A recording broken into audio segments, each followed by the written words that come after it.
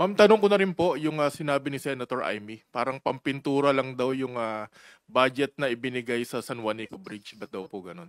Well, according na ito public records naman to no, yung mga budget allocated for the San Juanico Bridge since 2018 pa. Even the time na bago pa naging speaker si Speaker Martin Romualdez. And bilang isang taga Tacloban, as as the representative for that region, talagang part of his advocacy to ensure na may akmang mga pondo para sa mga programa at proyekto sa kanyang pinaglilingkuran.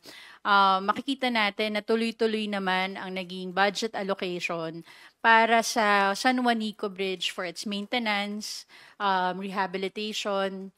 Siguro, si Senator Amy, since she is very much concerned, talangan din natin tanongin, ano naging ambag niya bilang senador na kasama naman sa tungkulin niya ang pag-ayos ng budget ng bansa dun sa pangangalaga ng San Juanico Bridge.